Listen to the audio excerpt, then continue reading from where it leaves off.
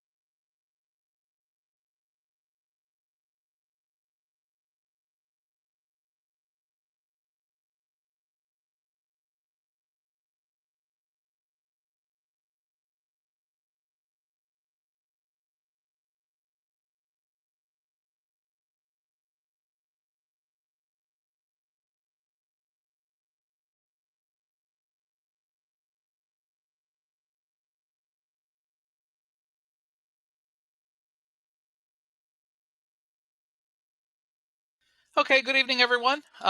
So I've got 7 o'clock, and I'm going to hit the record button so we can share this and upload. I've had a bunch of folks ask me, "Hey, can I? I can't make it for one reason or another." So anyway, I thought I'd record this and maybe we'll upload it to YouTube at some point.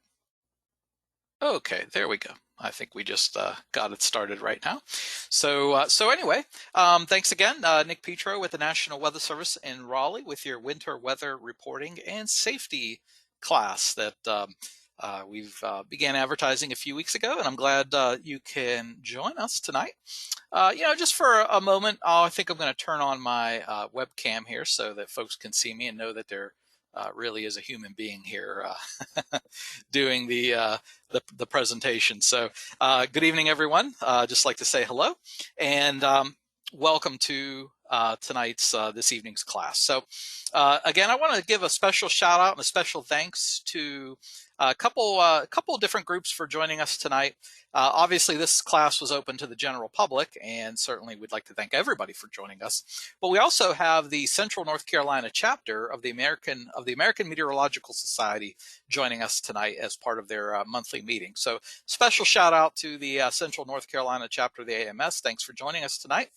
And we also would like to welcome and thank all of our trained Skywarn volunteers who have joined us tonight, and also members of the amateur radio community and all of our National Weather Service Corps partners who are joining us as well. And really just a big thanks to everybody because winter weather affects all of us, and certainly reporting those winter weather impacts to us at the National Weather Service is something that anybody with an interest in weather can do.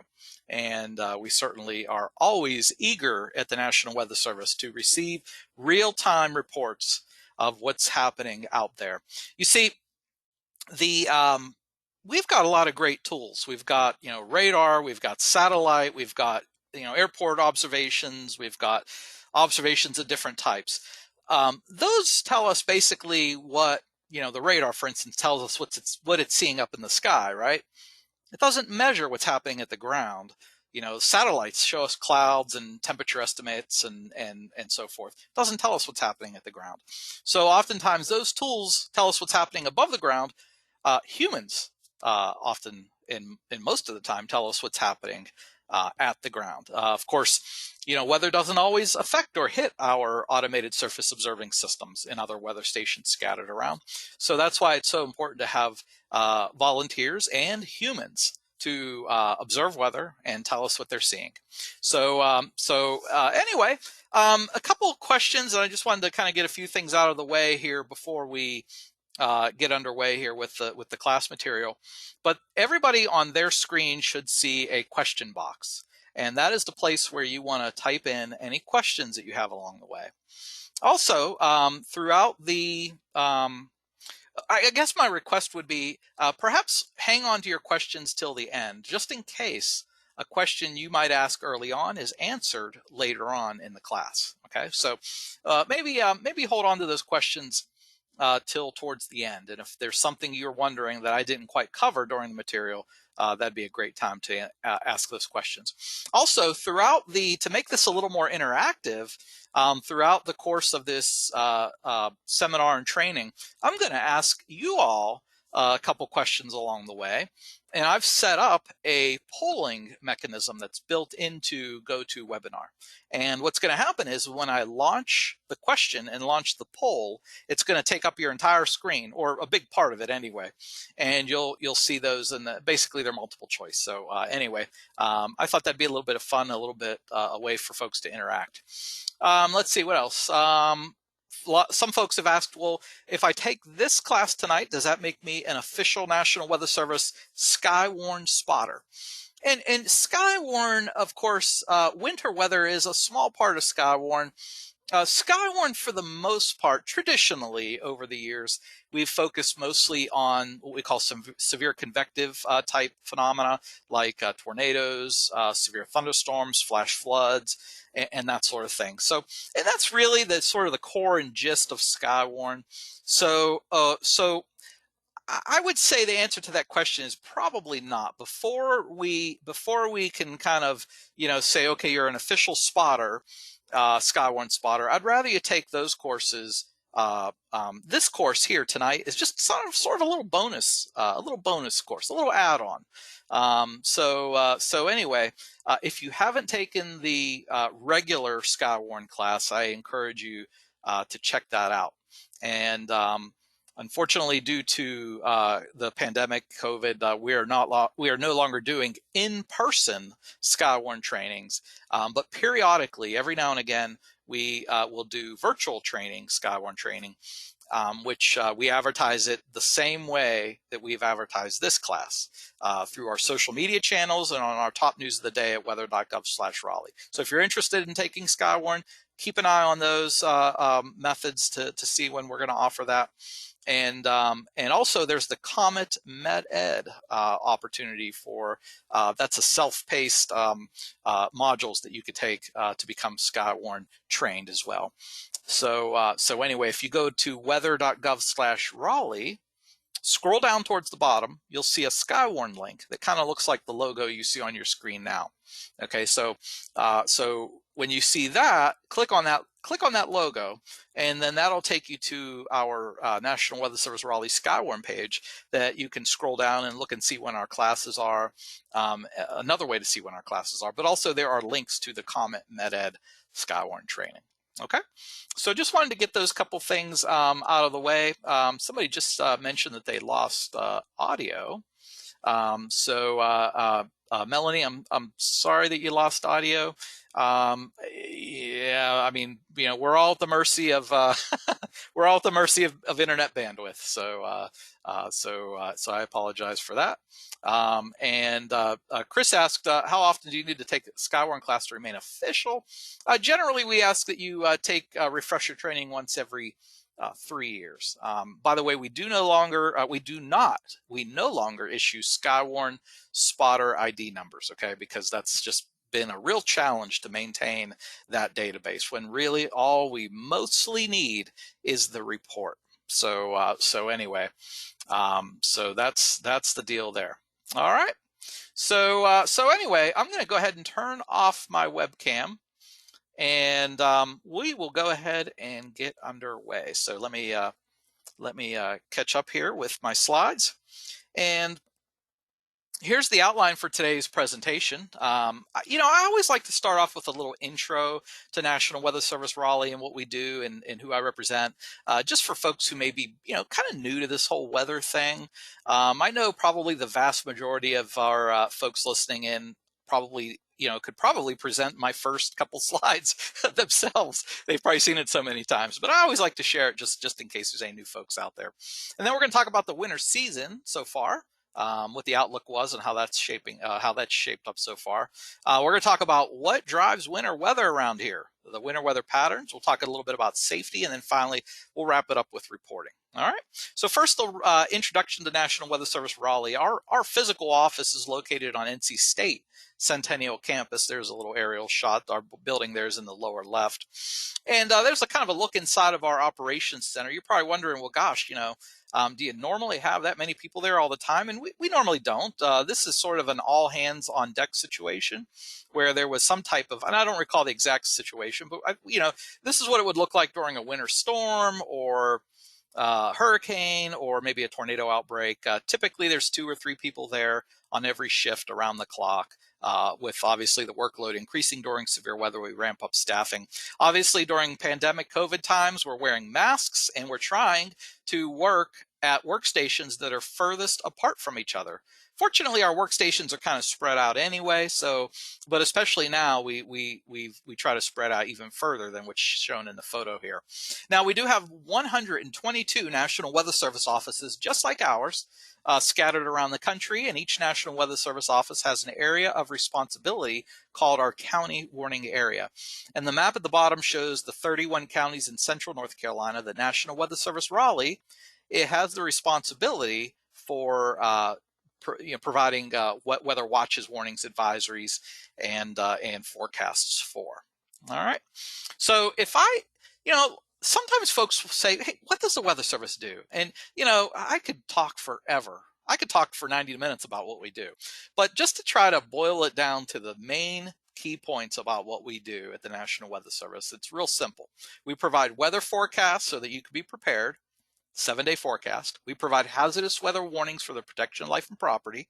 So we generate all the weather warnings that you hear. And finally, we provide weather data. We're kind of like the oh, I don't know, like the wholesaler of weather data, if you will. So weather data that's such as satellite information, radar data, weather data that anyone can use, including the private sector, academia, TV and broadcast meteorology, meteorologists, basically anybody public. Weather.gov, that's where you can get all that information. Okay, as I kind of already alluded to, we have 122 offices. By the way, if we go down for whatever reason, let's say we're doing a software upgrade in our systems that we use to issue our forecast are not usable, we have arrangements with neighboring offices to back us up. The National Weather Service in Blacksburg, Southwest Virginia, the office there backs up the Central North Carolina office, and we back them up when they're down for whatever reason. So, and it doesn't necessarily have to be them. We could really essentially back up any office. The infrastructure is there, but that's the arrangement we have, and essentially. Each National Weather Service office has their area of responsibility that they become experts for.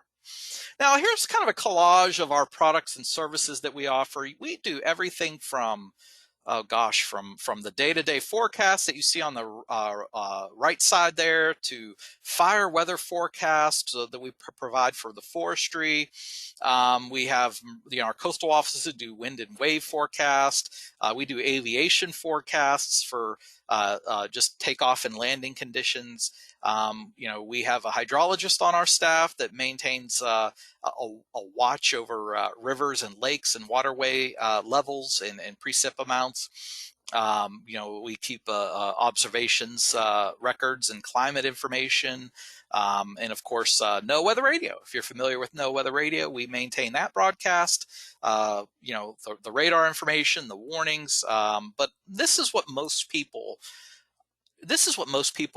are familiar with. This is how most people know the National Weather Service, through our warnings for hazardous weather and protection of life and property.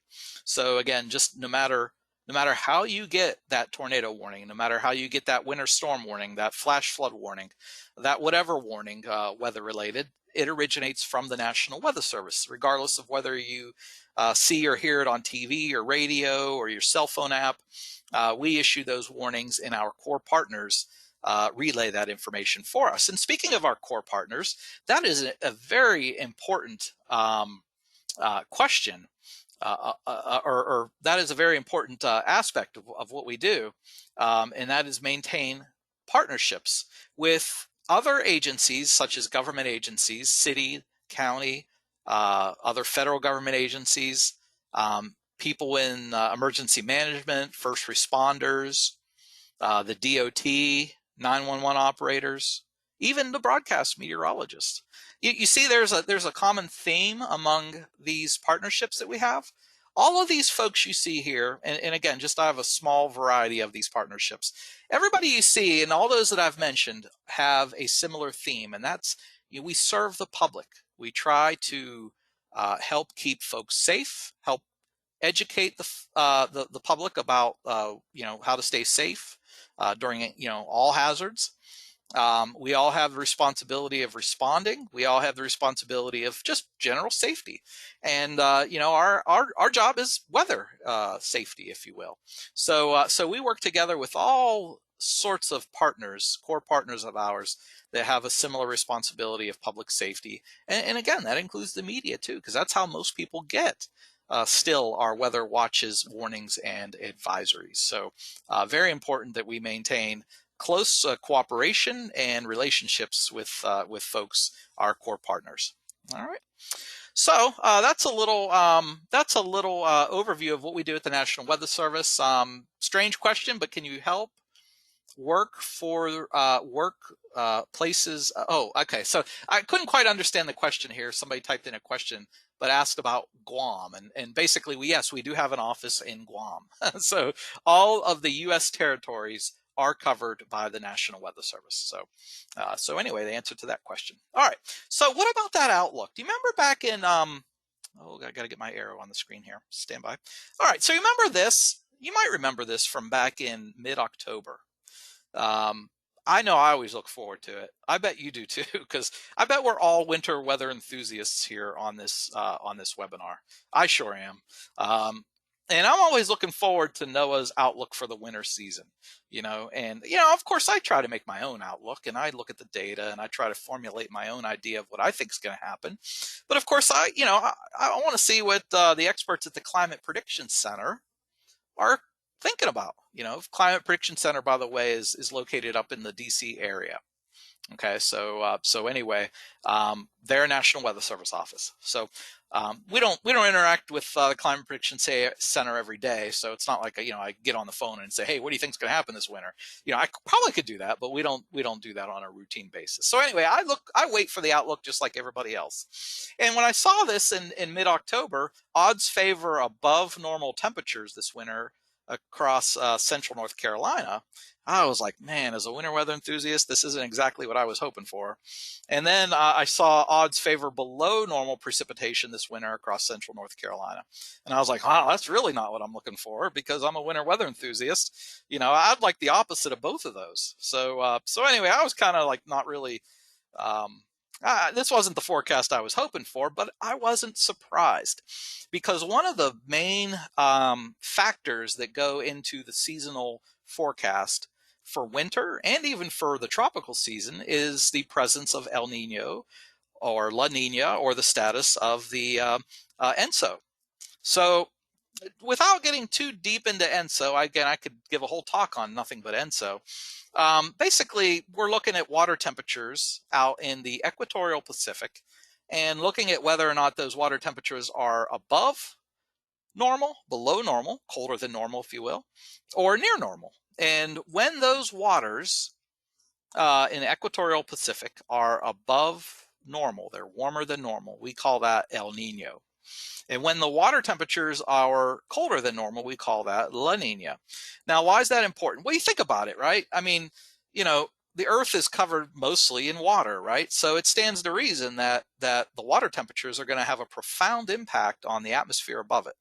So anyway, essentially, to kind of give a very, very rough overview, those water temperatures affect the presence or lack thereof of thunderstorm activity in that region, which ultimately alters the mid and upper levels, and essentially has a domino effect, if you will, on the location and strength of jet streams, both the polar jet stream and the Pacific or southern jet stream.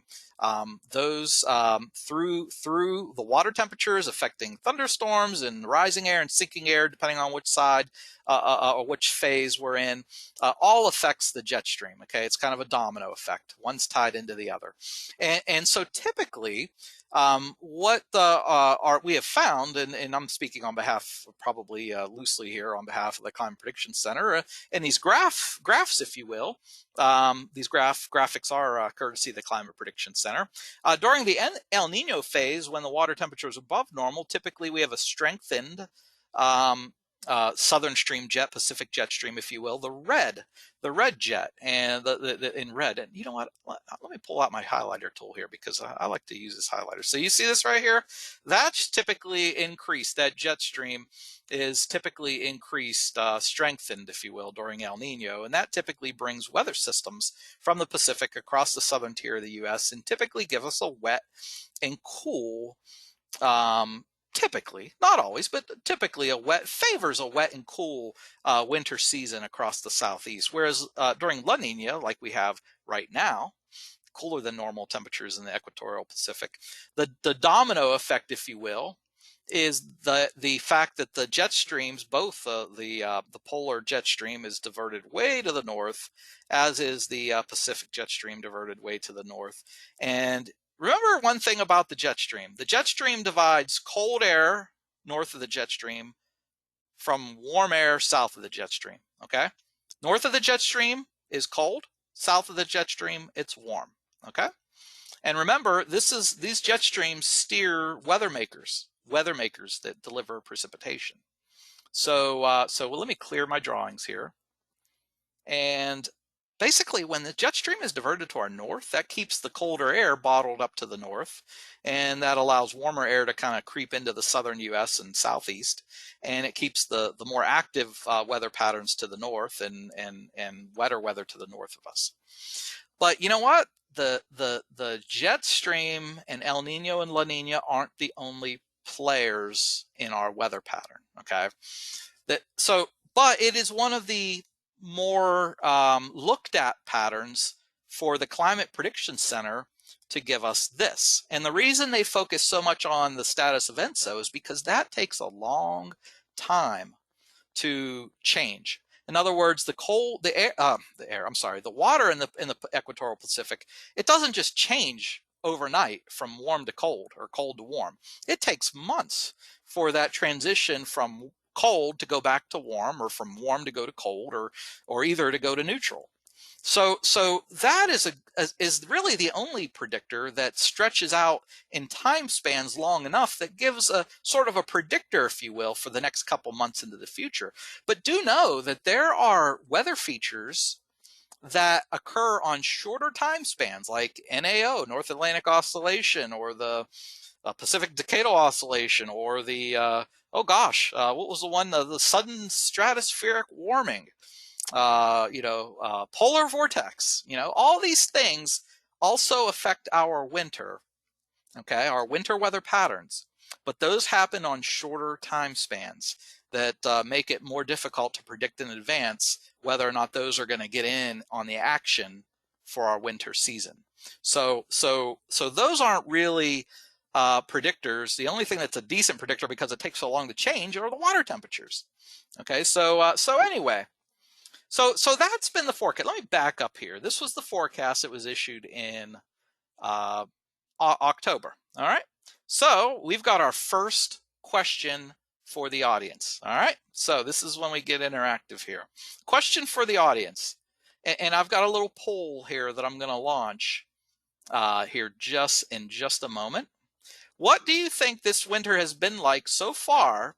And this is for Central North Carolina, or the Carolinas. Let's just say the Carolinas, okay? Because it's possible we could have people watching that don't live in the Carolinas or Central North Carolina. And I want to thank you if you are joining us from somewhere other than Central North Carolina or anywhere in North Carolina. But let's just focus on the Carolinas. What do you think this winter has been like so far as temps are concerned? Colder than normal, warmer than normal, or seasonable, about where we should be? And I just launched the poll. So now you have an opportunity to click on your answer. What do you think this winter has been like so far? I'm sorry I used far twice in the same sentence. So anyway, so there you go. There's your opportunity. Colder than normal, warmer than normal, or where we should be. All right, so I show that 86%, 87% of people voted. So we're going to give this about another 10 seconds, okay? I'm showing 90% participation. All right, we'll stop right here. And this is what I see on my end, okay? So let me drag this over here. All right, so this is, let me close the poll.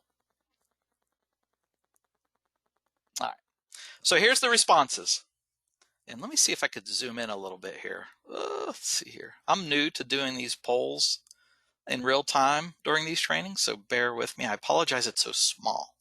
Let me see if I could make that a little, I guess I can't really. All right, but I'll read it for you. 6% of responses said colder than normal. 50% said warmer than normal. And 45% said where we should be, seasonable. So let's see. I tried that, Kadar. That didn't quite work because this is a snipping tool and not a web browser. So thanks for that suggestion, though. So anyway, it looks like the audience was split between warmer than normal and where we should be, seasonable. All right. So here's the answer. All right. So far, and I got this screenshot yesterday, and this is courtesy of the Southeast Regional Climate Center. And basically, when this looks at observed, let me see if I can get my pointer here. I love using my highlighter, so I apologize. Observed average mean temperature for December 1st through basically yesterday. Okay, so meteorological winter. And by gosh, we're spot on. I mean, look at for Raleigh, Durham, 0. I mean, it's about as close to seasonable as it gets. I don't know what happened there in Clayton, +5. I don't know if that's a bad instrument. It seems to be a little bit this one right here. I'm not sure if I believe that, just because everything else around it is close to 0. So anyway, so for those who said where we should be, 44%, looks like you were spot on. All right. All right. So next question. What do you think this winter has been like so far as precip is concerned? Do you think we've been wetter than normal, drier than normal, or where we should be? All right. So let me launch this second poll. All right. Bear with me here. And there you go. Should pop up on your screen here. What do you think this winter's been like so far as precip? Wetter than normal, drier than normal, or where we should be? And looks like we've got 60, 74, 80% have voted so far, 83. All right, we'll collect responses for about another 10 seconds.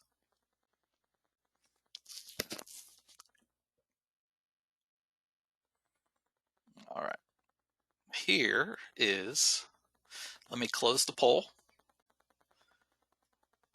I'm working with 2 screens here, so bear with me here while I make this happen. All right, here's the responses.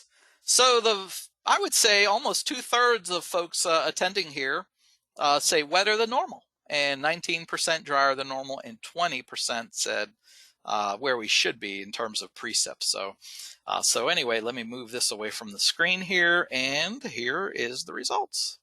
So the answer really depends on where you live. So if you're in the sort of the western Piedmont, there's sort of been a drier signal. But if you live in the eastern Piedmont or coastal plain, or if you're watching from up in central, south central, or southeast Virginia, or if you're down there in South Carolina, it's been a wet winter so far. And you know what? That goes right along with the fact that it's been a wet year. So you're right. So the folks who said wetter than normal were generally right. But if you said drier than normal, then if you live out, say, southwest of the Triad, Charlotte and points west, then you were right too. So I guess there's no wrong answer here, because there's even a few spots that had where they should be. So anyway, no wrong answers here. But if you're east of the Triad and the eastern half of the Carolinas, it's been wetter than normal. All right. So anyway, that was fun. I hope everybody enjoyed that poll. All right. So snowfall. This is what I like to get into. How much snowfall have we had?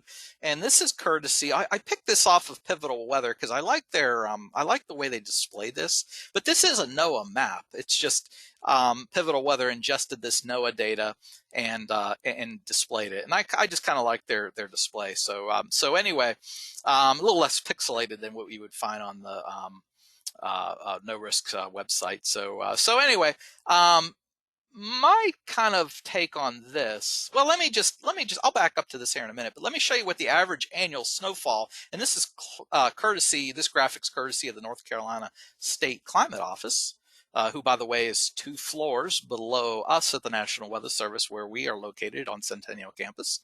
So anyway, here's the take a look at this average annual snowfall. Figure out, wherever you live, and look on this map and see what see what it should be.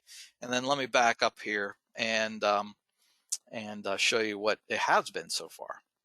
So it looks like the mountains really are the only part of North Carolina that really has got, well, some could argue that they're even running ahead of normal, right? Because if 12 to 24 plus inches is normal, and let me back to what's happened.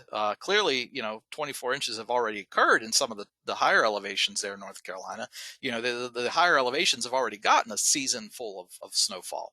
But once you get east of the foothills, it really drops off. So, typically, I'll give you an example. So Raleigh, 2 to 4 inches is a seasonal average, and typically on an average season, we would have had about 2 inches of snow so far.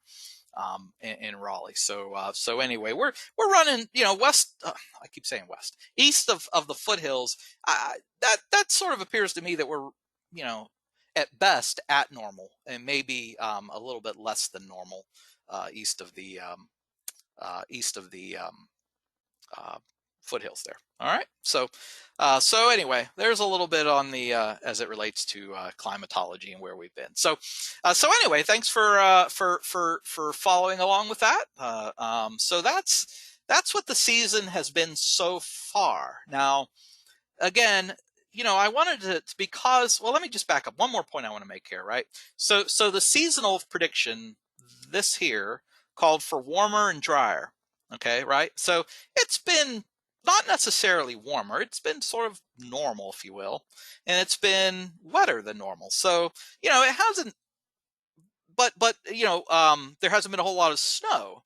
So anyway, the seasonal forecast from NOAA back in October, may have been right in some regards, was wrong in other regards, like the precipitation, particularly across the eastern part of North Carolina. But the point I want to make here is it's not just about ENSO. There are so many other factors that affect the winter weather patterns. Like I pointed out earlier, I just named just a few. Again, we'd be here all night if I talked about every one of them. Like if I talked about southern stratospheric warming, or NAO, or AO, or gosh, there's so many teleconnections and things that can affect our winter, that it's not just El Nino or La Nina. Okay, so anyway, that's why winter weather seasonal prediction is so difficult here in the Carolinas. All right, so moving on, let's get a little bit deeper into the science of what drives our winter weather here in central North Carolina. This is geared more towards central North Carolina. Again, I know we've got a lot of folks who are attending who may not live in central North Carolina. So, and this, if you're basically east of the mountains, this will make sense to folks who are not in central North Carolina. So anyway, due to North Carolina's proximity to the mountains to our west, the Gulf Stream to our east, we've got a moisture source to our south too, the Gulf of Mexico. We get a lot of, it's difficult. We've got a lot of geographical features here that influence our weather. I can't tell you how many times I said to myself, man, I wish those mountains weren't there. Because the mountains oftentimes slow down Arctic air masses from pushing eastward. We have to wait for it sometimes to take the scenic route, build to our north, and then spill down the east side of the mountains. So that's a challenge. The battle between the cold air coming from the north and the warm air coming up from the south. So this is kind of what I mean by what I just mentioned a moment ago. Oftentimes we get our cold air from the north. We have a saying, we always look for the high pressure to the north, because that will drive colder air southward on northerly or northeast winds. And that cold air will bank up against the mountains in what we call cold air damming. So I'll dive a little bit deeper into cold air damming here in just a moment. But there's an old saying we have: we generally have to have the cold air here first before we can really have a decent shot for any wintry precipitation. So if you're looking for if you're looking for winter weather, like I'm looking for winter weather, forecast the cold air first, okay, or anticipate the cold air first. Look for the cold air first, okay. So if it's warm and there's a system coming up from the south and there's not a fetch of cold air coming down from the north, we're not going to have winter weather, right? So always look for and the colder it is ahead of a storm coming at us from the southwest, the better. So if we could get low temperatures down into, say, into the lower 20s or even colder, say the night before a storm system comes at us from the south, that's a decent setup. So always look for the cold air, or the high to the north, and the cold air on northerly winds or northeasterly winds. Predict the cold air first. Okay, so oftentimes if cold air is coming with a storm, oftentimes it's just not enough to produce winter weather. All right, so let's get a little bit deeper into the cold air damming. Cold air damming occurs when shallow layer of cold air becomes trapped at the surface with warm air residing just above it. The Appalachian Mountains provide a barrier that prevents the cold air from scouring out and allows it to dam up against them. Combine that with the fact that cold air is denser than warm air, thus preventing it from rising, and the shallow air becomes trapped. Okay, so the blue in the graphic below represents the shallow cold air that's trapped and banked up against the mountains there. When cold air damming works in tandem with a storm system which transports moisture into the cold air in place over North Carolina, and I'll add that that moisture transport often comes from the south. It could come from the east off the Atlantic, but generally we're looking at weather systems coming from the Gulf of Mexico or thereabouts, or at least pulling moisture up from the Gulf of Mexico. So anyway, that's when we could perhaps see wintry precipitation. Okay, but that depends on how deep the layer of cold air is. Okay, precipitation could fall either as snow, sleet, freezing rain, or just a cold rain, depending on how deep that layer of cold air is. Often events may begin as snow or sleet or a mixture before the warmer, moist air begins to erode that cold air and changes it over to freezing rain or just a cold rain. Okay, so that's basically one of the biggest challenges we have to predicting winter weather, is how deep that cold air is. Okay, and it's easy when you get to the western Piedmont. It generally is more sufficiently deeper, and it's an easier place to have cold air. Or the northern Piedmont, say along the north of I-85, where you're in the deeper cold air, so it's easier to have and easier to predict winter weather. But it's when you get further south, away from the Piedmont, or further on the east side of the Piedmont, where we start to see that cold air eroding first, the earliest, and becoming more shallow, is where challenges often occur. All right, so diving a little bit deeper, we talked about the depth of the cold air. The depth of the cold air is so important. So let's take these 4 scenarios, okay? And in each scenario, the line at the bottom, and let me get my pointer here, my highlighter. Bear with me here for just a second. Where is my cursor? You're around here? Okay, there we go. All right, sorry about that. So look at this line right here. On each of these graphs, this is a temperature line, okay?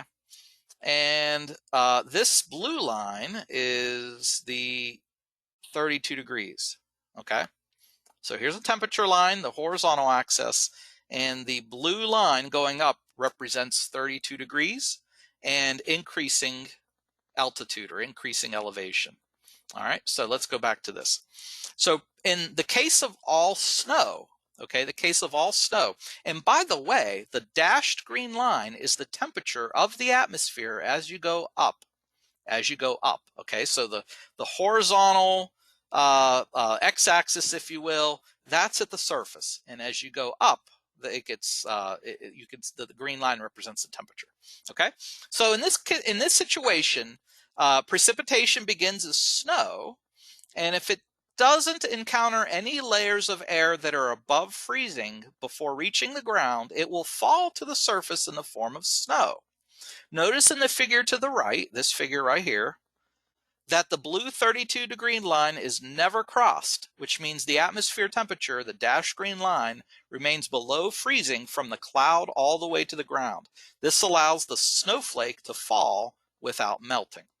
Okay, now let's go down to the lower left. Okay, this is a sleet scenario, okay, where you have a shallow warm layer above freezing. Okay, and if the snowflake, which falls out of the cloud, encounters a shallow layer of warm air above freezing air, okay, if it encounters that shallow layer of warm air, okay, above freezing air with below freezing air through the rest of the column closer to the ground, then it will partially melt and then refreeze into a sleet pellet before reaching the ground. Because again, notice in this diagram, there's a cold layer here that's below freezing. Okay.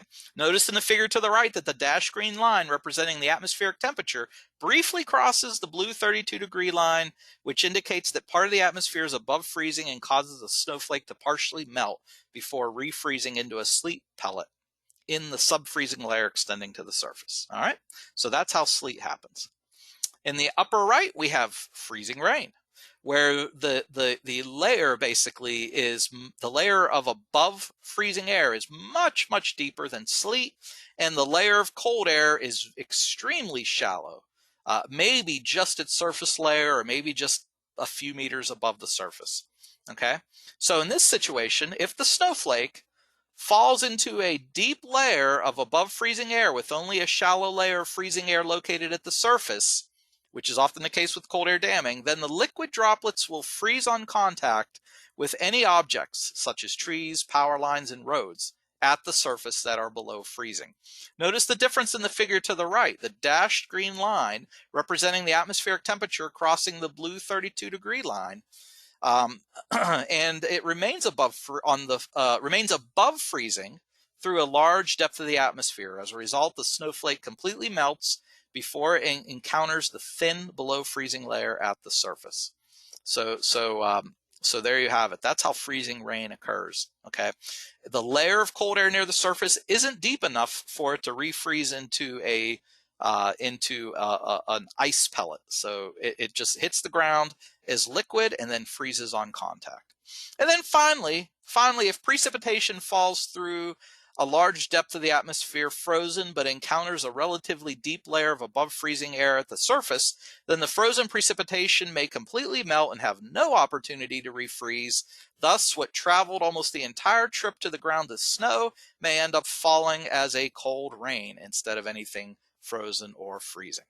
Now, that's what I most often see where I live southeast of Raleigh. So unfortunately, so anyway, there you have it. That's the 4 scenarios we look for when it comes to cold air damming and how deep the cold air will be.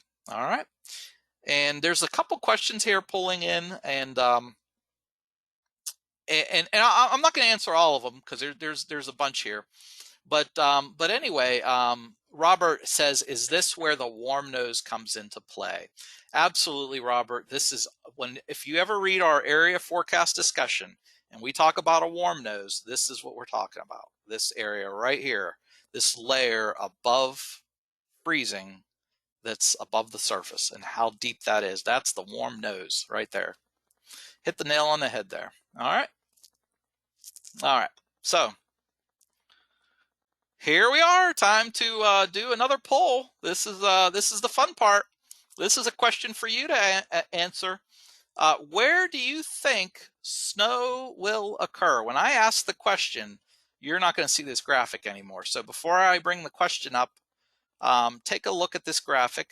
I'll show this for about 20 seconds. Where do you think snow will occur? Will snow occur in Asheville, Greensboro, Raleigh, or near the coast? So I'll give another few seconds. Where do you think snow will occur in this scenario?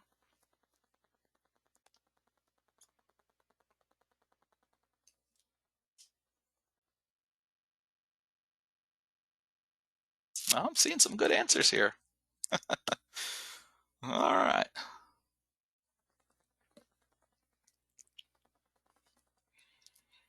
All right, we're up to 87% of the group has voted. 90% have voted. We'll give about another 5 seconds for folks to vote. All right, so 76% of you said Asheville is where the snow will occur. 17% of you said Greensboro is where the snow will occur. 4% said Raleigh, and 3% said near the coast. So in this case, the most likely place that snow will fall is indeed Asheville. So 3/4 of you nailed it. For the 17% of you that said Greensboro, there could be some snow that mixes in this scenario, but it would happen early in the precip event, right? Because that depth of that cold air oftentimes as the warm nose makes its way north, gets a little shallower and shallower and shallower. So anyway, Asheville. For those of you who said Asheville, congratulations, very well done. All right. So next slide. Where do you think freezing rain will occur? Asheville, same four cities. Asheville, Greensboro, Raleigh, or near the coast. Where do you think freezing rain will occur? I'll give about another 10 seconds before I launch the poll. Freezing rain. There you go.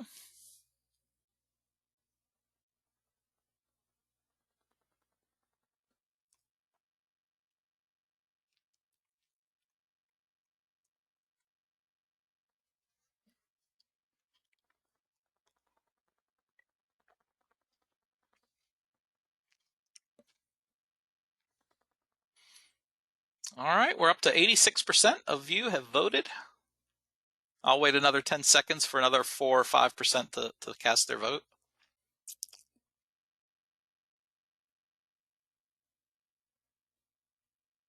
All right.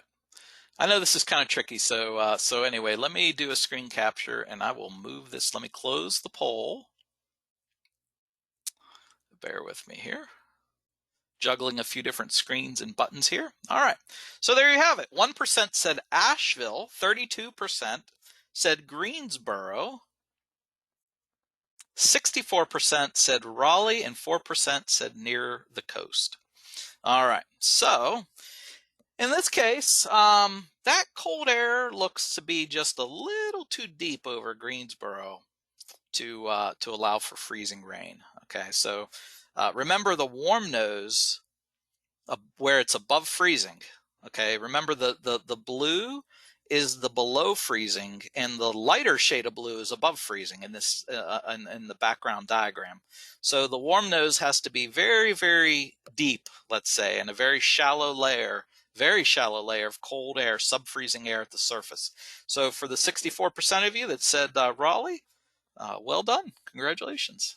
All right, so moving on to the next slide, where do you think rain will occur? All right, this one should be fairly easy. I'm going to go ahead and launch this right now. Where do you think rain's going to occur? This one should be pretty easy. Where do you think rain's going to occur?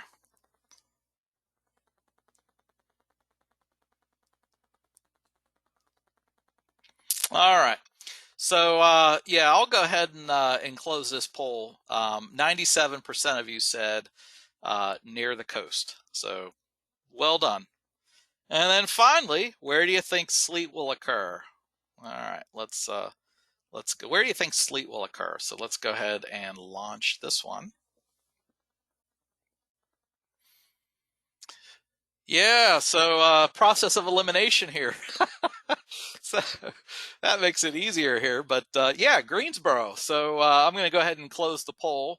So 94% of you said Greensboro, which is correct. So at Greensboro, there is a very thin layer, if you will, of above freezing, right? So the snowflake falls into that, it changes to rain, but there's a can't say that word, sufficiently deep enough layer of below freezing to allow it to change back into a little ice pellet there.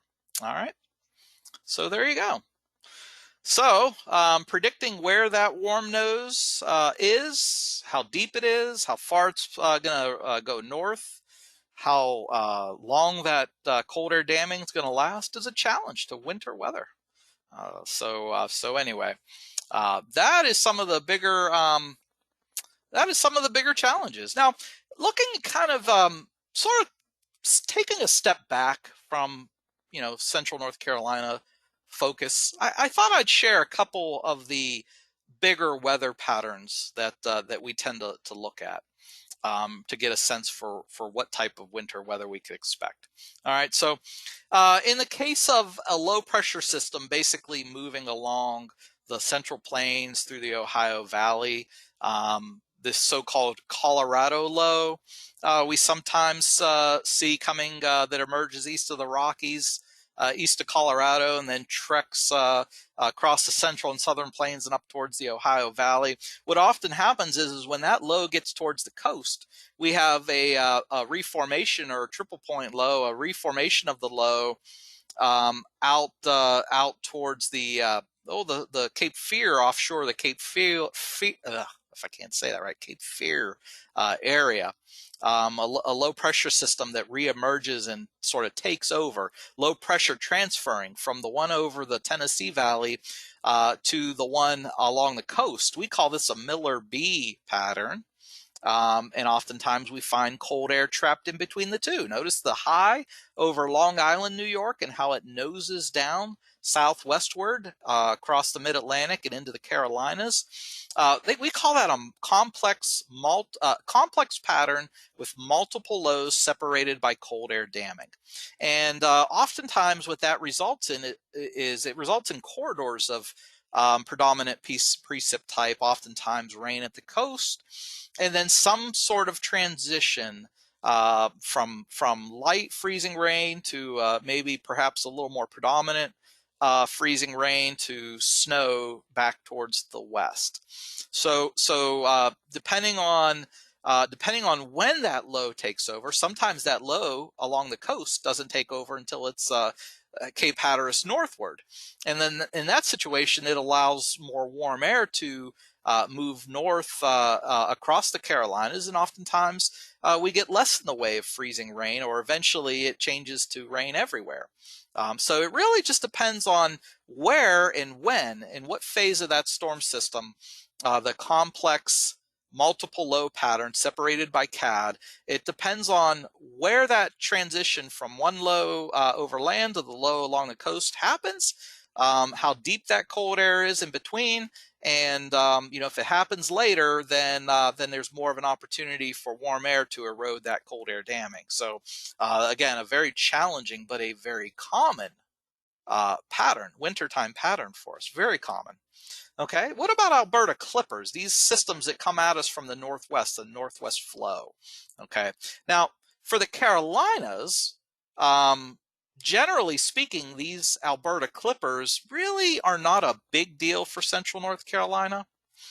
Generally, these Alberta clipper type systems that cross the Great Lakes region, move across the northern mid-Atlantic or New England, and then move off the mid-Atlantic or northeast coast.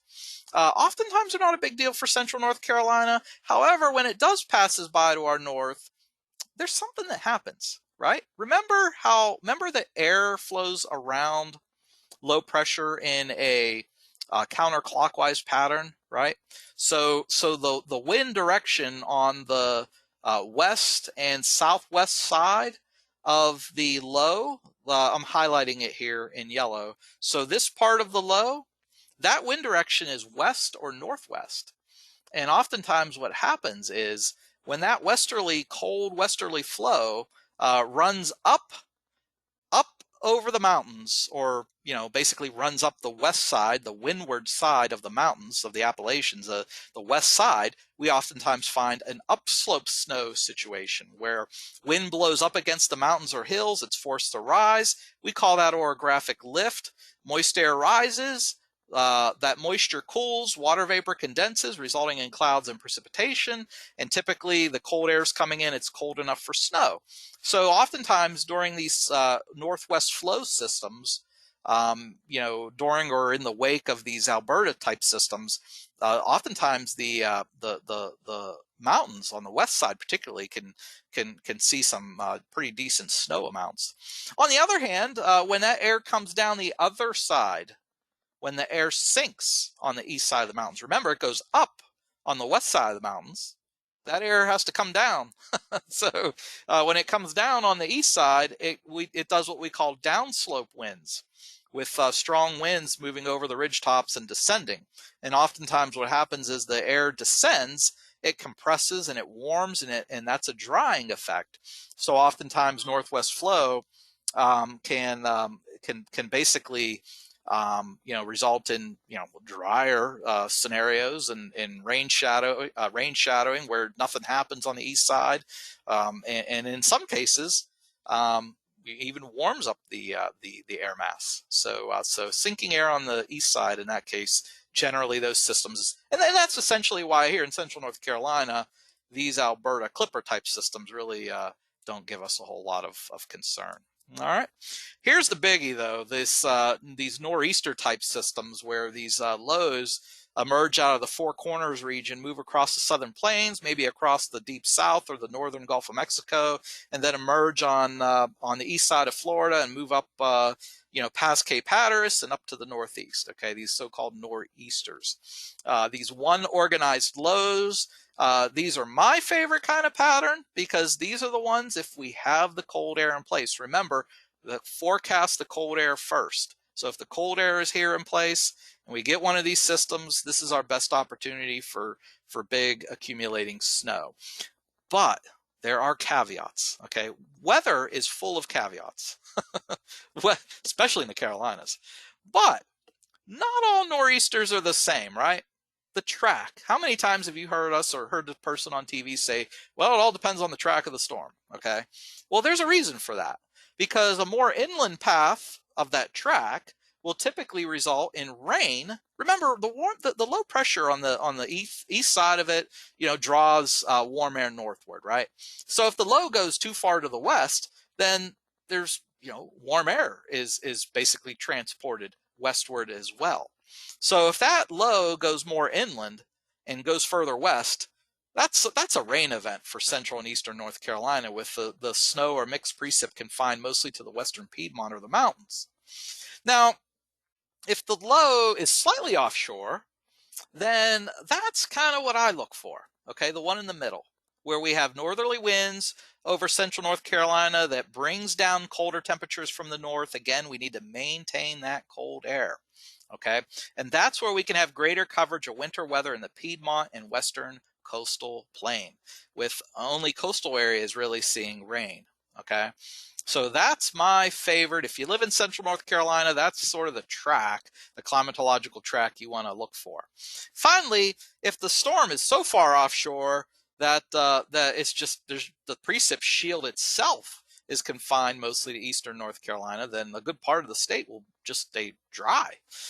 So it may be cold enough for snow over the eastern North Carolina, east of I-95. But anyway, so that's the situation there. The caveats, if you will, to the so-called nor'easter. Okay, so it's not, if it's a nor'easter, it's not always a slam dunk. It depends on the track. All right.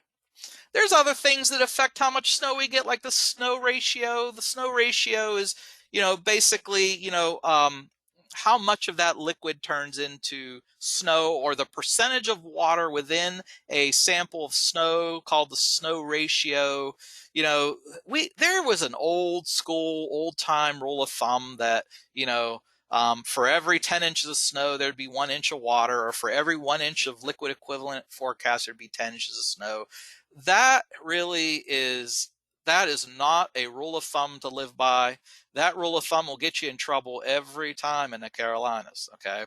Because snow ratios can vary dramatically, not only around the country, but here in the Carolinas particularly, and from event to event. So that middle bullet point there on this graphic really, really highlights it. Snow ratios can be quite variable. Okay, so anyway, there's a lot of factors that go into the snow ratio. Everyone talks about the rule of thumb being 10 to 1, 10 inches for every 1 inch of water. But again, it's oftentimes is not true. Okay. So for Raleigh, I could have showed a lot of cities, but just randomly picked out Raleigh, and the average snow to liquid ratio is about 9.6. So it's not far off of 10. But here's what I want to point out to you, right? For our bigger events, when I say bigger events, I'm talking like, the multiple inch events at Raleigh. Yeah, typically the snow ratio is 10, maybe 11 or 12 to 1, right? Because remember what I said earlier, forecast the cold air.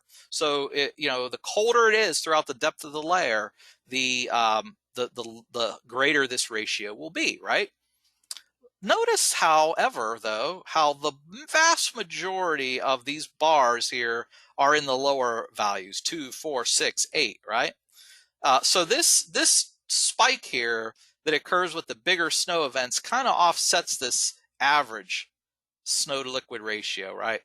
Probably if you filtered out some of our larger, more rarer snow events, the average would be, quite a bit lower, probably in the 6 to 8 range, right? So it's very rare for us to get these incredible high snow ratios, 14, 16, 20, 24. Those are incredibly rare simply because we just can't tap into air that's cold enough to give us those kind of ratios. So we tend to have fairly frequently these lower ratios because, we're always struggling to get the cold air here or keep the cold air here. We might have the cold air, but that doesn't necessarily stick around. So anyway, there's the type of snow that you could tend to expect. With the more common ratios below 10, you typically have a wet snow versus the colder air mass that gives you the higher ratios, give you drier snow. Okay, so ratio of snow to liquid, that's an important factor for winter weather. And you can see it varies across the country dramatically. Obviously, where it's colder, the further you go north, the higher the average ratio is. All right, a couple other definitions I just kind of want to get out of the way. What's a blizzard? Um, you know, did you know that falling snow isn't necessary for a blizzard?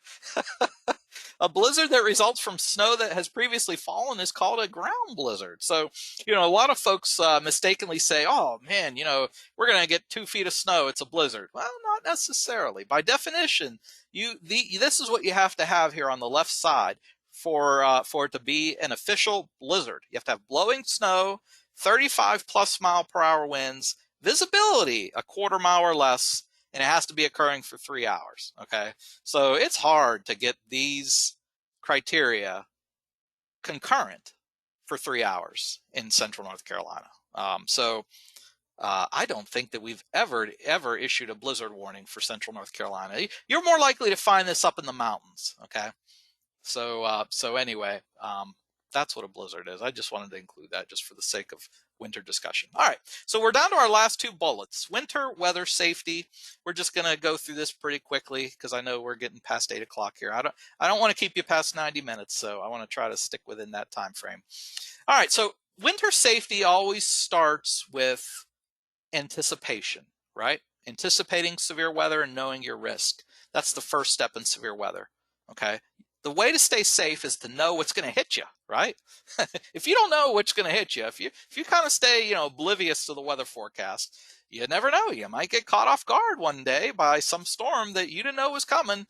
So the first step in staying safe when it comes to severe weather is staying alert and staying aware and staying up to date about what is coming our way. And really, I'm not particularly, I would love for you to visit weather.gov every single day. But if your daily routine means you turn on the TV and check the weather forecast once a day, I don't really particularly care which TV station you watch, just as long as you have some way to stay in tune with what the weather forecast is, right? Make sure whatever your method for weather forecast collection is a reputable source. There's all kind of junk out there on social media. Anybody can go to a university webpage that produces model output, grab a screenshot of 10-to-1 snow ratio, which we said, is bad, not necessarily good science, and post that snowfall amount on social media for everybody to consume and go crazy about.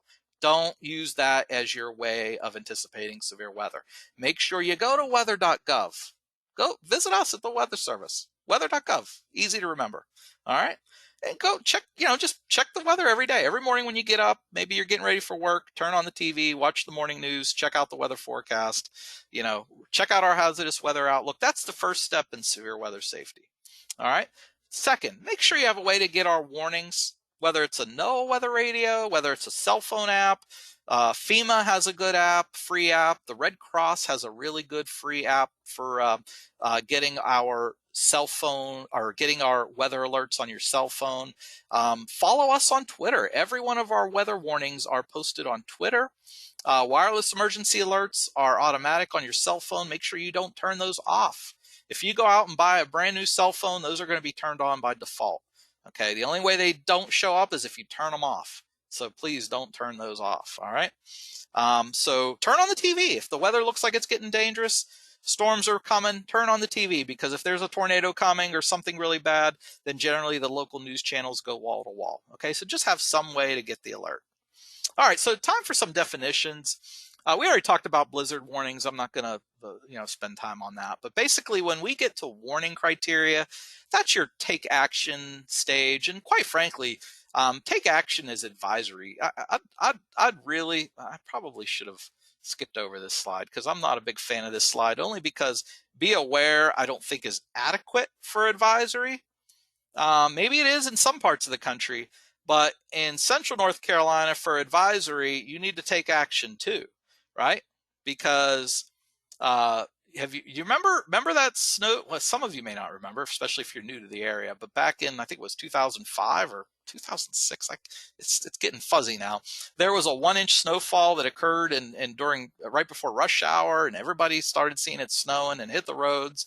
And suddenly, there was gridlock that had occurred, all for 1 inch of snow, which is winter weather advisory criteria. Okay, so what I tell people is treat advisories like they are warnings. Okay, so and here is this next slide is our criteria for various winter weather products. Okay, so in advisory, we issue an advisory when we expect 1 inch of snow. We issue a warning when we expect 3 inches of snow. Okay, or 4 inches in 24 hours, but generally we use that 3-inch amount. Okay, in terms of sleet or freezing rain, any accumulation of sleet or freezing rain triggers a winter weather advisory here in central North Carolina. Whereas a winter storm warning is triggered when we expect a 1/2 inch of sleet or a 1/4 inch of freezing rain. Because we found that, once freezing rain accumulates about a 1/4 inch, that's when we start getting threats to life and property. Okay, power outages and down trees and that sort of thing. Okay, again, blizzard warning, I already went over the criteria for that. Let's not forget, because this is a winter phenomena, wind chill advisory and wind chill warnings. Okay, this doesn't happen very frequently, maybe once or twice at most a winter, where we have wind chill advisories. Okay, so there's our criteria for that. But again, I just want to tell you that when we issue a watch, okay, well, watches are typically issued 24 to 36 hours before the event, where a warning is typically 24 or less hours before an event. When we go from a watch to an advisory, okay, when we go from a watch to an advisory, that is an upgrade. Okay, so I would appreciate, or I would like for folks here to know or to avoid. Back in the day, we used to say, the watch was downgraded to an advisory. Nope, that is not the case. When we go from a watch to an advisory, that is not a downgrade.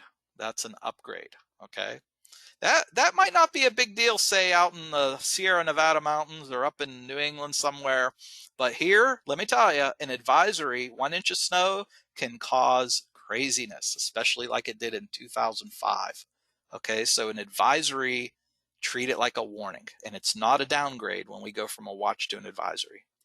All right, so back to the safety theme.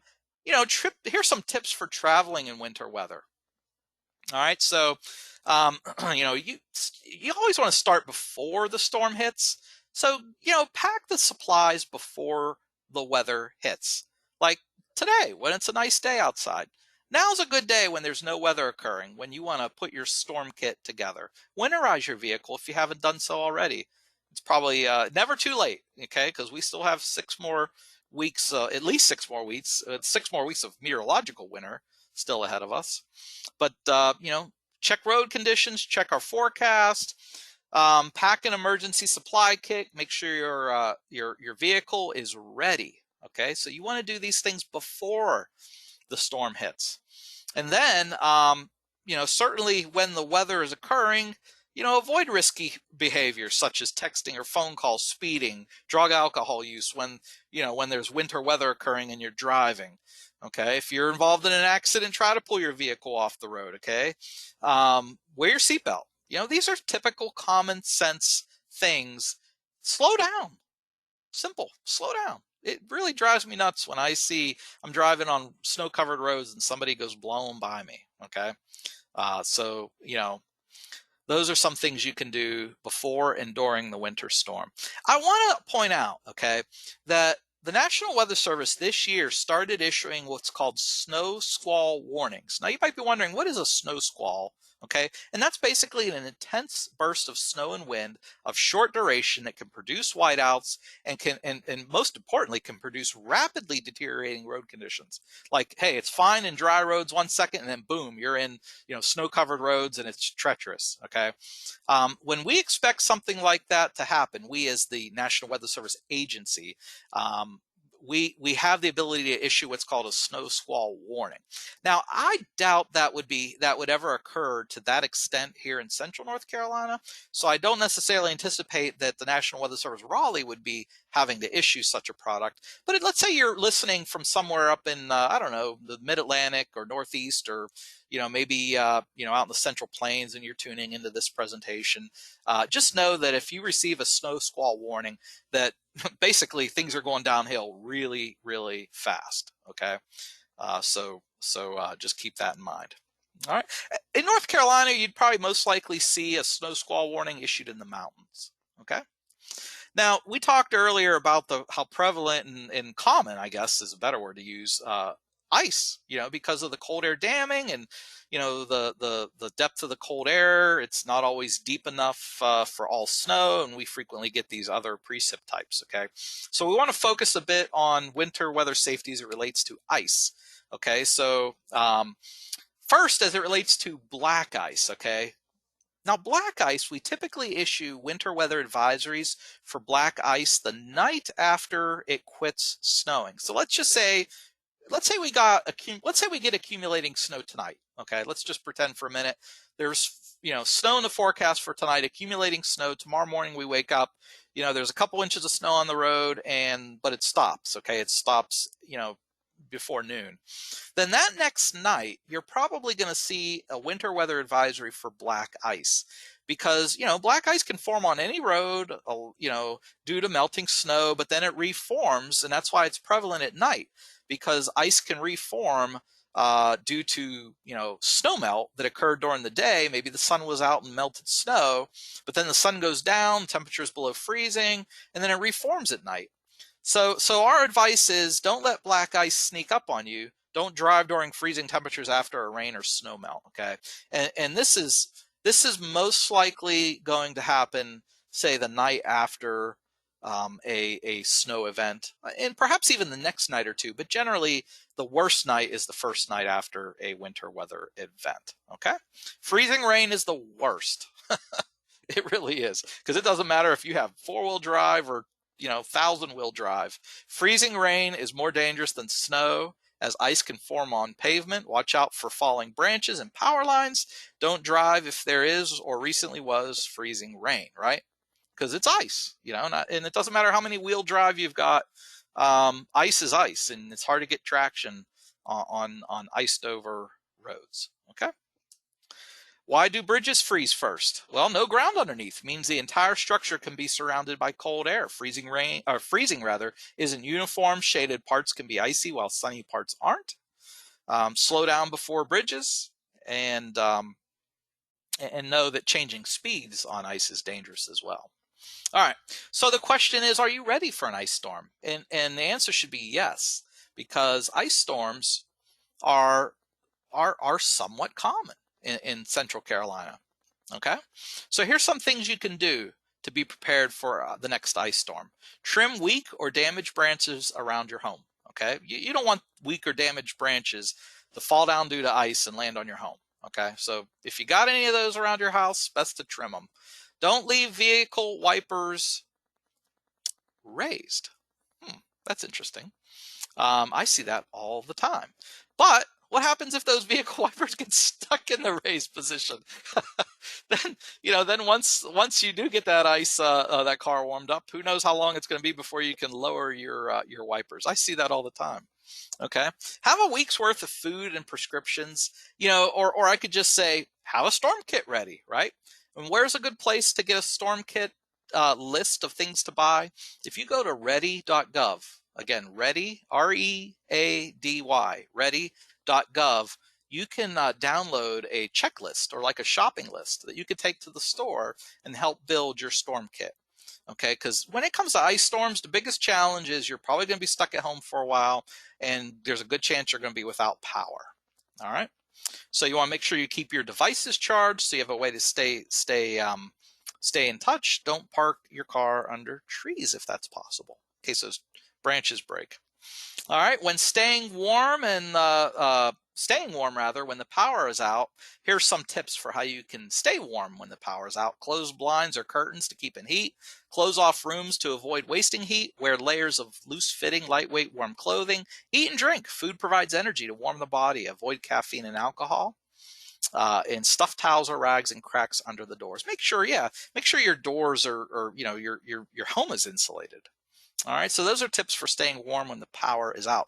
A lot of folks use generators and alternate sources of heat when the power is out. So public safety officials oftentimes see increased fires. In fact, the number of household fires generally increases in the winter because of that. People using space heaters and using them wrong, or forgetting they had them on and leave them on. There's a lot of dangers when it comes to there's a lot of fire dangers in the wintertime because of space heaters, when it comes to if the power goes out and generator use. So you always want to make sure your carbon monoxide detector is working. You want to make sure that if the power goes out and you use a generator, it's far enough away from your home. Never ever run your generator in your garage. We've seen cases and cases and cases where people, turn on their generator, leave it run in their garage, and then, an hour later they're dead, because of carbon monoxide from their generator went up into their home. Okay. Don't leave your car in the garage while it's warming up. These are all common sense things. Keep the generator far away from your house while you're running it. Warm your car up outside. Don't warm your car up in the garage. Okay, so make sure your carbon monoxide detectors, the batteries, are fresh. Okay. All right. So last couple winter safety tips. Freeze warning and frost advisories are issued generally at the beginning of the season. Okay. So I'm not going to spend too much time on this because we won't be issuing these anymore, but we do occasionally issue wind chill warnings. So just watch out for signs of hypothermia when we get into deep freezes. And you can get more information on deep freeze safety at weather.gov/cold. All right. And of course, again, more common sense. Make sure you're dressed appropriately for cold weather when we get into these cold weather spells. Okay. Good common sense here. And remember, the wind chill, when it's windy, heat is moved away from our bodies. So anyway, certainly wind chill can make these freezing conditions set in for our bodies, that is, much quicker. All right. So lastly, okay, because I know I haven't talked about it much, but flooding can occur during the winter season. While we focused, 99% of this course so far has been on snow, freezing rain, sleet. But, we talked earlier about rain can happen along the coast. Rain can happen inland too. And sometimes, particularly if those coastal lows, come inland. Remember the caveat where the nor'easter stays further inland? Those systems can often bring copious amounts of rainfall. So you obviously want to be prepared and cognizant of the risks of flash flooding if there are heavy winter season rain events. Okay. Make sure you're prepared for flooding before it happens. And remember that most flood fatalities occur in vehicles. You all never want to drive through floodwaters. Never drive around barricades. Again, most flood fatalities occur in a vehicle. And never walk into floodwaters. Again, more common sense here. All right. Now, that's the last of the safety. So before I have a question for the group again, back to the polls. Okay. So the rest of the presentation, the last 10 minutes here, is going to focus on how to report winter weather to the National Weather Service. Okay. But I've got a question before we actually get started. Think back to the last time it snowed at your location. Think to the last time it snowed at your location, like accumulated, let's say. Did you happen to measure the snow at any time during or after the event? The last time it snowed and it accumulated, did you happen to measure the snow at any time during or after the event?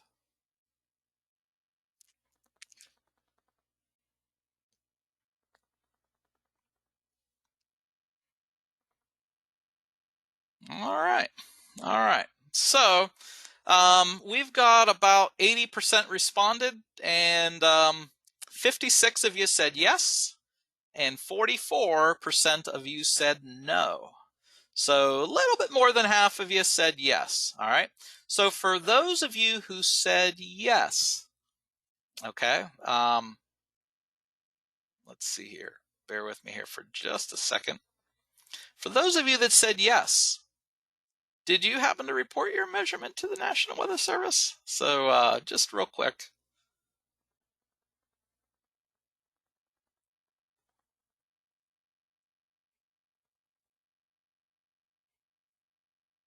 All right. All right. All right. So I appreciate everybody's candidness and honesty here. About 3/4 said no, and 26% of you said yes. So for those who said yes, I want to thank you so much for sending in that report. And for the 74% of you who said no, hopefully after this presentation, after you've taken the time to go through this presentation, I request that you, consider giving us a call or posting or somehow getting your snow report to us at the National Weather Service. So anyway, I was just curious how many folks, are sort of in the habit of reporting. And that's the whole point of this next section is winter weather reporting. Because remember, we talked about, the radar shows us where the snow is in the sky or the sleet or the freezing rain, but it doesn't necessarily tell us what's happening on the ground. Okay. And when it comes to measuring snow, to my knowledge, there are no automated snow reporting stations anywhere in central or eastern North Carolina. Okay. And you're probably thinking, well, of course not, because we hardly get any snow. Well, that's right. So, when I lived out in a mountainous part of the country, yeah, there were actually instruments that automatically reported the depth of the snow. And those were so cool. But even those were few and far between. We really don't have any of those automated snow depth instruments anywhere here in the central and eastern North Carolina. So we rely specifically on humans to give us the amount of snow. Okay. And I know Coco Roz, and I'll get to Coco Roz here in a minute, but basically, so I would just, it would be really, really nice if the next time you measure your snow, if you take the time to measure snow, and for those of you who said you didn't measure the snow, I would encourage you to just get a roller handy, and next time it snows, take 30 seconds to stick that ruler in the snow and take a measurement and then get that report to us. And I'll show you how you can get that report to us. All right. So anyway, here's some tips on measuring snow. First, it's best to take that measurement on what we call snowboard. And it's real easy to make a snowboard. Get yourself a 24 by 24 inch whiteboard. You know what I would do? I'd go to Lowe's and I'd buy already a pre-cut 24 by 24, or Home Depot or your favorite hardware store. Don't want to leave Home Depot out. Go to your favorite hardware lumber place that sells lumber. Get yourself a pre-cut 2 foot by 2 foot quarter-inch whiteboard. Get some white spray paint. You can get a 99-cent can of paint at Walmart or your other big box store, and paint your little board there white. Okay, and then that'll be your snowboard. All right. Find an open area away from tall objects, but sheltered from the wind, and that's where you want to put your board. A lot of folks put a flag on their snowboard in case their snowboard gets buried, and you're wondering, where the heck did I put that board? All right, so again, before the snow begins, put your board out and mark it with a flag, and then once daily at the same time after measuring, you want to record your snow report to the nearest tenth of an inch. Okay, and then wipe the board off after taking your measurement. Okay, measure once daily at the same time. After measuring, place the board on top of the snow. Okay, so let's say it snows. You measure the snow, then you wipe the board, wipe the snow off the board, and then put the board back on top of the snow in another spot, right on top of the snow. All right. So anyway, and then when do you measure? Measure as soon as the snow stops to avoid lower totals due to melting, settling, and drifting. So if you can, as soon as it stops, try to take your measurement. How frequently should you measure that snow? Back to step number 4. I would say probably once every 6 hours would be good. If you measure it more frequently than that, there could be some problems that develop with the measurement. So I would say no more frequently than once every 6 hours. Okay, and then when it's done, you want to take your final measurement, and then finally report it to us. And I'll show you here in a few moments how you can report that to us. All right. If you would like to learn more about measuring snow, I gave you just a real cursory instruction for measuring snow. This link right here, and I will include this when I upload this to our YouTube page. I'll include a link to it in the description. But this document here is from CocoRoz, and it is incredibly detailed about how to measure snow. And let me see if I can pull this up here reasonably quick. Let's see. All right, we're going to have to come back to that another time. All right. So anyway, that link will be available so that you can really get into the nuts and bolts of measuring snow. But short of reading this document, if you just follow these 6 steps right here, you can't go wrong. All right. If you don't have a board, let's say it snows before you have a chance to make that snowboard. An open place like a surface that's sheltered, away from tall objects, in an open area, a patio table that maybe is a little bit further away from the house, or some flat location that's undisturbed. Don't measure snow in drifts. Make sure you don't measure snow where the snow drifted. Okay. Now, because we do have freezing rain here in the Carolinas, I want to talk a little bit about ice accretion. Okay, so ice accretion occurs when rain or drizzle falls, surface temperatures at or below freezing. Obviously, this is called freezing rain or freezing drizzle. The best way to measure ice accretion is to break off a very small branch or twig from a tree. Use a ruler to measure the thickness of ice in tenths of an inch. You can also measure ice accretion on a flat surface. If there is only a small amount of ice accretion, which is less than a tenth of an inch, you want to report it as a trace. If there is no ice accretion, report it as 0. Okay, and accumulation is also called glaze. All right, so a little bit more in depth. I'll talk again more about CocoRoz here in a minute. It's best to use a snow ruler or an engineering ruler that is graduated in tenths of an inch to measure ice accretion.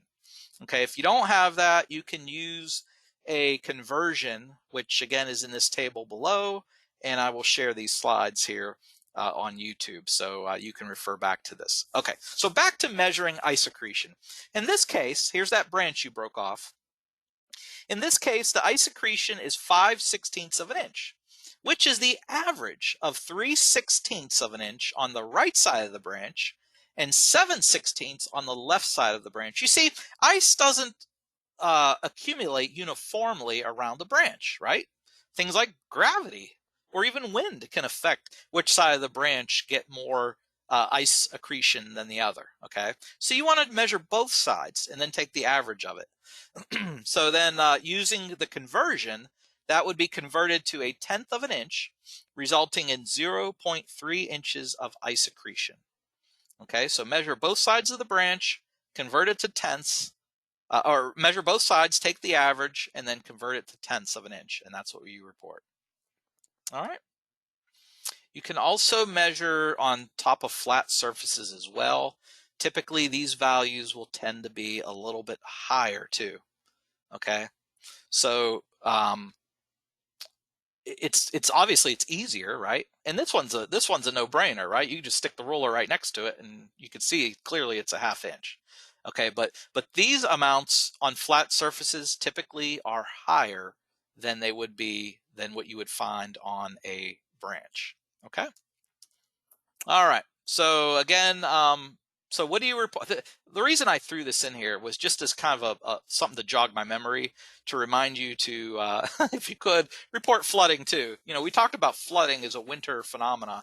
So if you do observe flooding, obviously don't drive through a flooded area, okay? But if you do observe flooding, to give us a call as well. All right. So here's a summary of what to report. Okay, when you report weather, please be sure to give your location, including your county, and the time of your observation. So we would like reports of snowfall every 6 hours, and at the end, total snowfall. We would like freezing rain, freezing drizzle, or of any occurrence, and especially reports when it's greater or equal to 1/4 inch of ice accumulation. Basically, when the ice is done accumulating, when the freezing rain is over, try to take a measurement, regardless of how much there is. So any occurrence, give us a call, and at the end of the event, okay? So the total accumulation. Remember, you could refer back to this for how you measure it. So when the event is over, when the event is over, okay, then break off that branch and take your measurement. All right. Obviously, we request reports of flooding and wind damage as well. All right.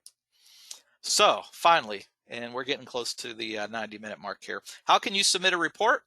These are all ways you could submit a report. Via email, nws.raleigh@noaa.gov. If you're a Facebook or Twitter user, definitely send us a message at NWS Raleigh.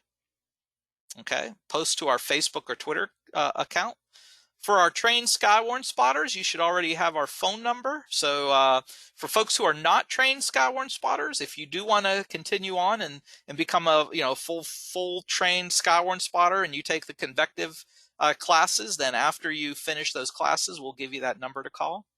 Okay, amateur radio operators, please visit the sites below for more information regarding how to submit your reports via amateur radio nets, Central Carolina Skywarn Net and the Triad Skywarn. Okay. 2 great amateur radio organizations there. So I encourage you to make use of amateur radio to make that report. All right. Email, post it to us on social media.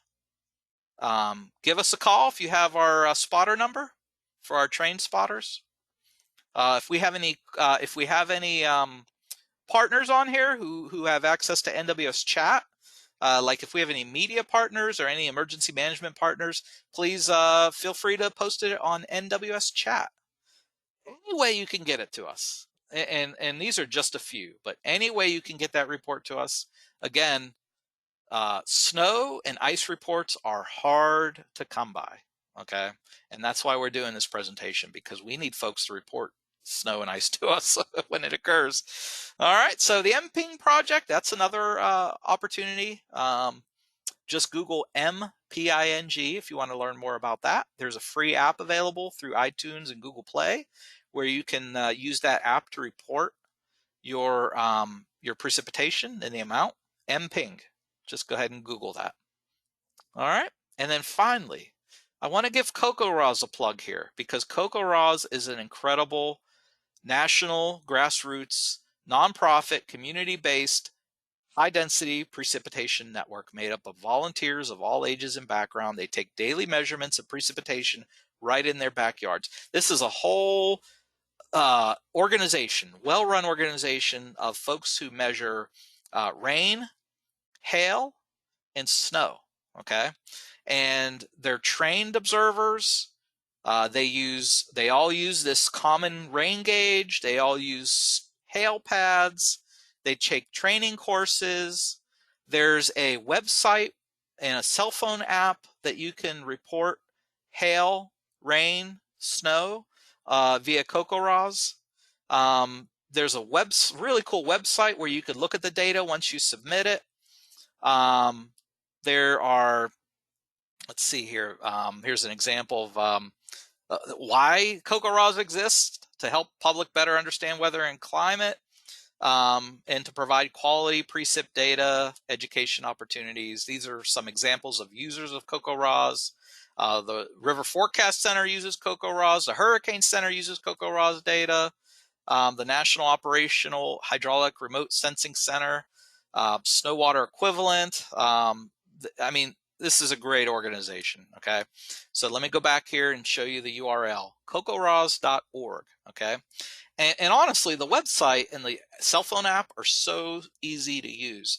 That is one of the best ways to submit your snow and your ice and your rain and your hail reports to us, okay?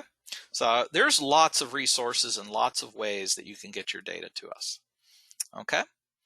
Spotter safety, okay? I don't want to leave off the fact that it's your personal responsibility to stay safe when collecting reports for us. Obviously, we want you to obey rules, obey laws, directives from public safety officials. Don't put yourself in harm's way. That's the whole point of this. We don't want you to put yourself in harm's way just to get a report for us, okay? Wait till it's fine, the weather's fine, and it's safe to do so.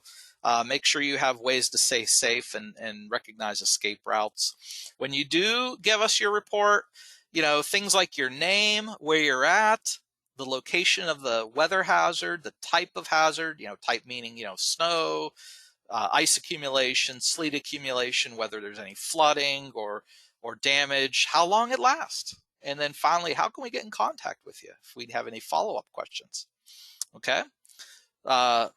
I have a hard time remaining calm when it comes to winter.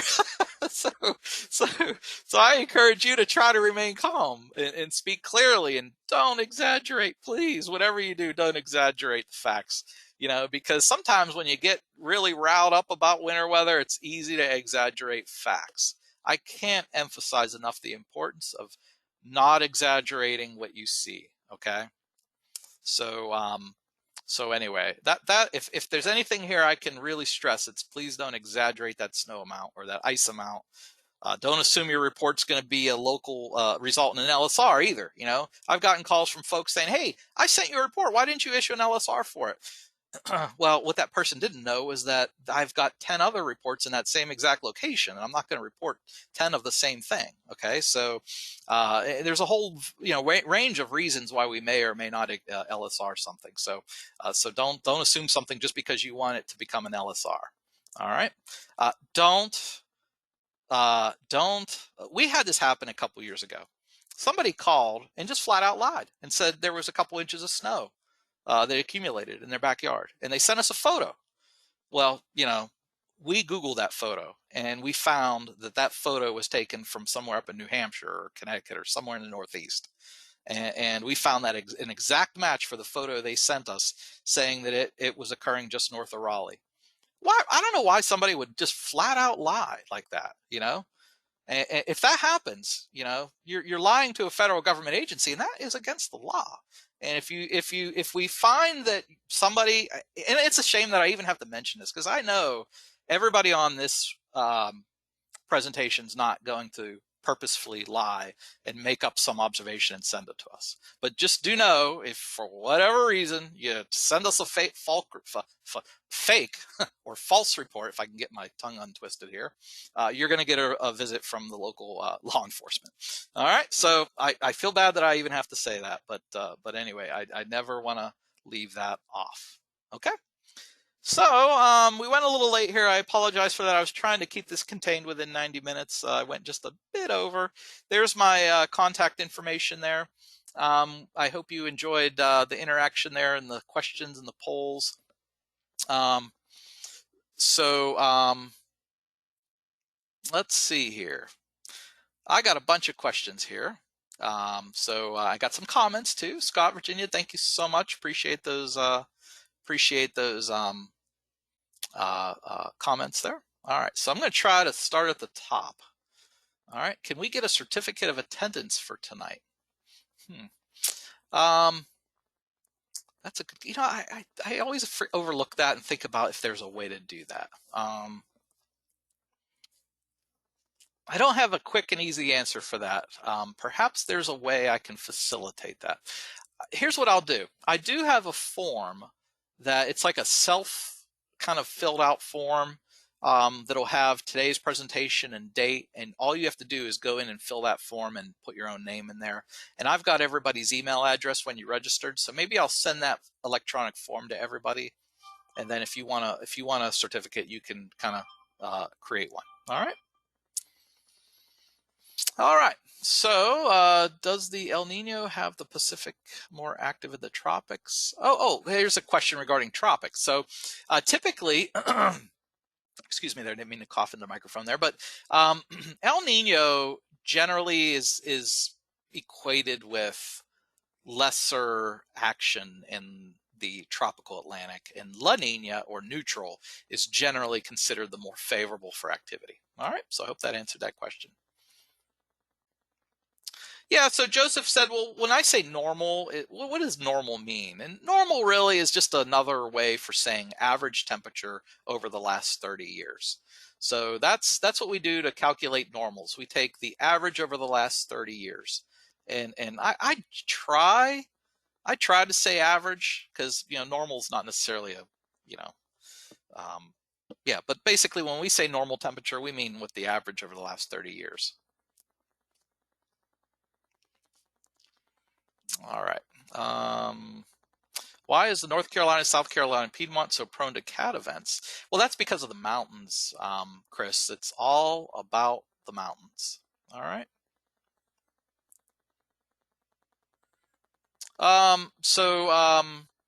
Somebody with an initial N and last name starts with an L. What happens when there is a very small portion of warm air in the atmosphere? Well, if that warm layer or warm nose that we talked about is very thin, then there's a pretty good chance that, number one, it may not be thick enough. Well, it depends on how thin, I mean, if it's really thin, then the snowflake may not have enough time to melt, and it just might stay snow the whole way down. But if it's super thin and it does melt, then it's probably going to go back to sleet. All right. No, there's no benchmarks, if you will, for surface low placement. They're all kind of unique. It's just everyone's unique. Tina said, I always heard that a warning means it's coming. Yes, that's exactly. A warning is take action, because indeed it is coming. All right, Ray gave a shout out to Coco Roz, so thank you, Ray, for that. I am not, okay, so he's left, okay. Okay, so Robert asked, does reporting snow amounts through Coco Roz count as reporting? Absolutely, yes it does, and I highly encourage everybody to at least consider joining Coco Roz. And if you're not a Coco Roz member, definitely give it a close look. I highly encourage Coco Roz. All right, it's a great program, very, very worthwhile, and I think it's a great website and a great app to use to make your report. All right, so let me read. This is a longer question, so let me just glance through it real quick here. So I apologize for the dead air. Stand by.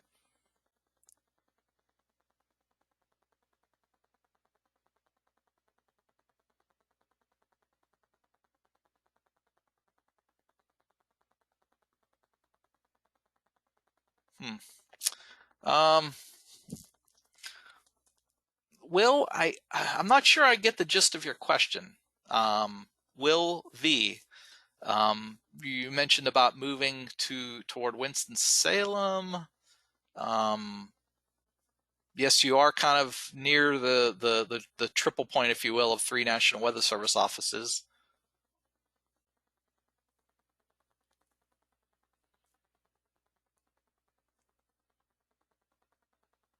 Okay.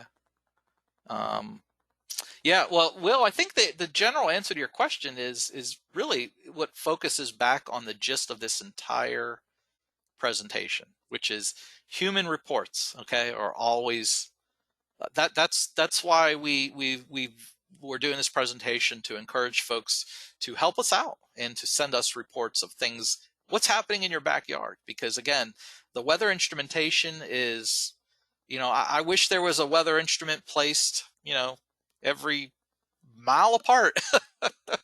I mean, I'm exaggerating a little bit here, right? But since there isn't, and there probably never will be, we rely on humans to help us fill in the gaps of the instruments that are automated. Okay.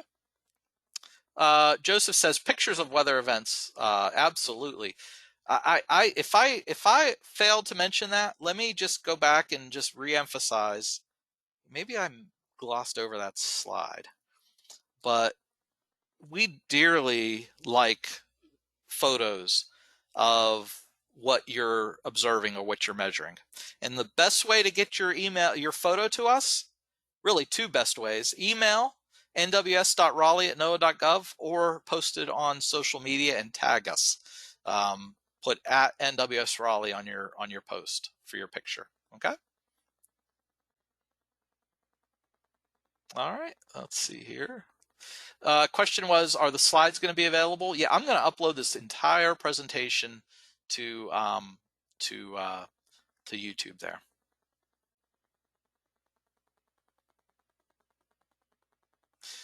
Elliot said, when sending a report via social media, how much does it help or not to include pound NCWX in the report? So hashtag NCWS, sorry. That's good. I would encourage you to do that. I don't think there's any harm in doing hashtag NCWX. Yeah. All right, Hector, thanks for the feedback. William, thanks for the feedback. The slides will be up on our YouTube page. The winter outlook does not change. They don't issue an update to it, Robert. So once they issue it in October, that's it. They don't update it. If you took Skywarn in another state, would I accept a certificate, Adam? Yes, absolutely. Yep. Skywarn, folks who have taken Skywarn training in other areas outside of NWS Raleigh, we will recognize your training certificate. BF said, are we going to get measurable snow this year? I hope. That's the best I could tell you. Let's see here. Yeah, we make use of like home weather station data. We actually get that data feed. So folks who have home weather stations, if you report that, say on the Citizens Weather Observing Program, or if you report it on oh gosh, what is that? The Weather Underground, and there's a couple other ones that you could submit your real-time weather station. If you got a home weather station and you are connected, have that weather station connected to the internet, and you're submitting those reports, we do in a roundabout way ingest that data. David asked, how often are the weather balloons released during significant weather events? Well, they're always released in Greensboro at least twice a day, and we try to do extra ones during winter weather events. We try. We don't always have the opportunity to do that, but we make a good opportunity, or good attempt. John, this is a great question. I'm surprised. I thought I was going to get this question a lot sooner. John asks, any truth to the lore that winter thunder foretells snow within 10 days? Sorry, Nick, had to ask. um, I thought I read somewhere, somebody did some research and they didn't find any correlation. So, but it's funny that we haven't had much thunder this winter, and it's been hard to get accumulating snow around here. So I wonder. Will, I don't think so. I mean, I would say the answer to your question is no, about the accuracy of the warnings.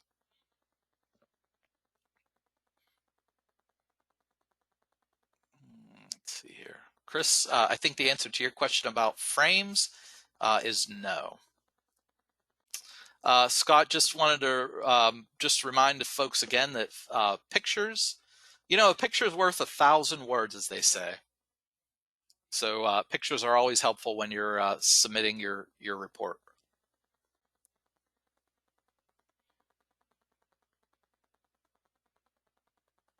Um,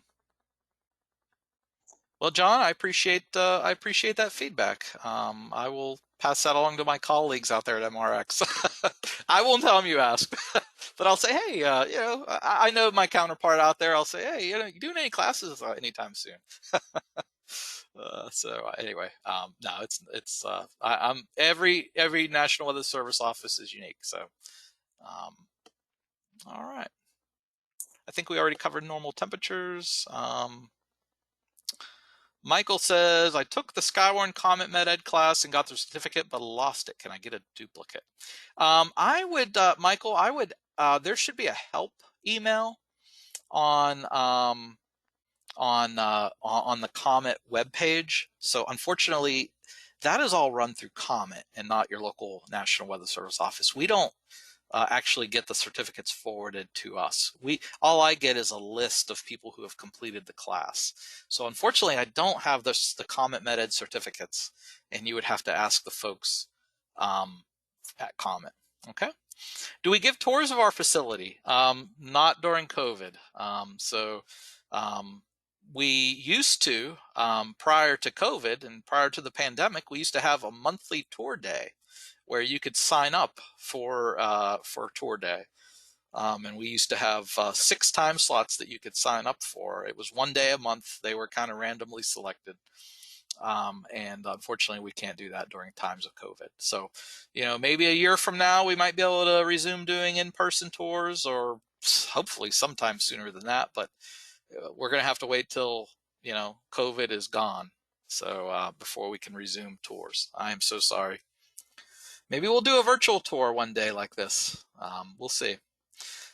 All right, I don't see any other questions. So again, I'm sorry I kept you so late here tonight. I've almost consumed 2 hours of your time, but I appreciate you hanging in there with me. I hope you enjoyed this presentation. Again, thanks to the local AMS chapter, the Central Carolina chapter of the AMS, for joining us tonight. Thanks again to all of our partners and folks who are doing a great job in public safety for joining us tonight. Our media partners, thank you, and all of you, public, we appreciate folks who just dropped in.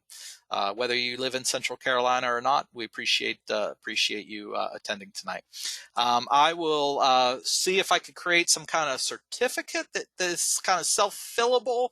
I will use the registration information that GoToWebinar provides, because I'll have your email addresses, and I'll email that certificate out to folks. Finally, it'll probably take, within 24 hours, I hope to have this uploaded to YouTube, and you can go back and replay it if you want to, pick up a URL or something that you may have missed along the way, or a slide or a reference. You can pull that off of our YouTube post. All right, so with that, I wish everyone a fabulous rest of your night, and here's to wishing we can see some snow between now and the end of winter. And if we do see that snow, I very much look forward to getting your snowfall report. So with that, good night, everyone. Thank you so much.